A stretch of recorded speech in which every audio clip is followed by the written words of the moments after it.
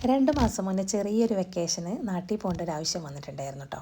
അപ്പോൾ നാട്ടിലേക്ക് പോകുമ്പോൾ ഇപ്രാവശ്യം കസിൻസ് അതുപോലെ റിലേറ്റീവ്സൊക്കെ ആവശ്യപ്പെട്ടത് ബ്രൗണിയും കൊണ്ട് നാട്ടിലേക്ക് വന്നാൽ മതി എന്നായിരുന്നു കേട്ടോ.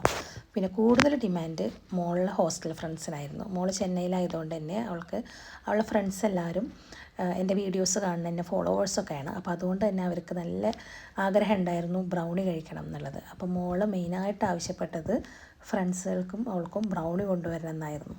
അപ്പോൾ നാട്ടിലുള്ളവർക്കും മോളുടെ ഫ്രണ്ട്സിനൊക്കെ വേണ്ടിയിട്ട് ഞാൻ ചെയ്തെടുത്ത ബ്രൗണീസാണ് കേട്ടോ അത്.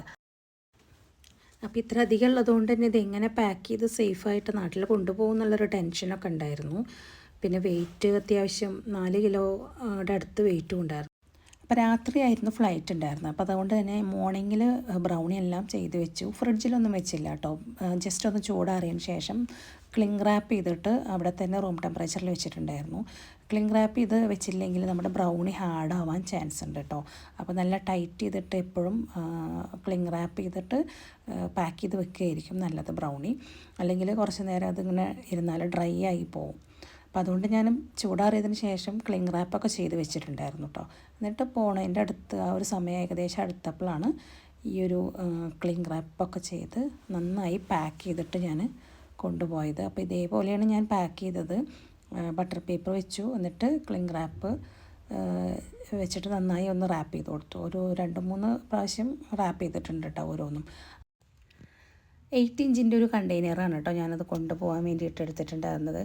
അപ്പോൾ 8 ഇഞ്ചിൽ ബേക്ക് ചെയ്തിട്ടുള്ളതൊക്കെ സെയിം അതുപോലെ തന്നെ റാപ്പ് ചെയ്ത് വെച്ചു. പിന്നെ വലിയ സൈസ് ബ്രൗണീസൊക്കെ ഞാൻ 8 ഇഞ്ച് പാന് വെച്ചിട്ട് കട്ട് ചെയ്ത് സെയിം മെഷർമെൻറ്റിൽ കട്ട് ചെയ്തെടുത്തു. എന്നിട്ടാണ് ഞാൻ ഈ ഒരു കണ്ടെയ്നറിൻ്റെ ആ ഒരു സെയിം സൈസിലാക്കിയിട്ട് ഇതേപോലെ പാക്ക് ചെയ്തിട്ട് കൊണ്ടുപോയത് കേട്ടോ.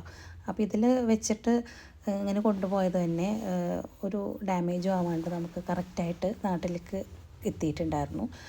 അപ്പോൾ മെയിനായിട്ട് ഇതുപോലെ ക്ലിംഗ് റാപ്പ് വെച്ചിട്ട് റാപ്പ് ചെയ്തിട്ട് ടൈറ്റ് ചെയ്ത് വെക്കുകയാണെങ്കിൽ ബ്രൗണി നല്ല ഫ്രഷ് ആയിട്ടിരിക്കും കേട്ടോ. അപ്പോൾ അതിപ്പോൾ നാട്ടിലേക്ക് കൊണ്ടുപോവുകയാണ് എന്നല്ല, അല്ലാതെ തന്നെ നമ്മൾ വീട്ടിലെടുത്ത് വെക്കുകയാണെന്നുണ്ടെങ്കിലും നെക്സ്റ്റ് ഡേക്കൊക്കെ നിങ്ങൾ ബ്രൗണി എടുത്ത് വെക്കുന്നുണ്ടെങ്കിൽ ഇതുപോലെ ക്ലിംഗ് റാപ്പ് ചെയ്ത് വെച്ചിട്ടുണ്ടെങ്കിൽ ബ്രൗണി ഡ്രൈ ആവാണ്ട് നല്ല സോഫ്റ്റായിട്ട് തന്നെ ഇരിക്കും കേട്ടോ.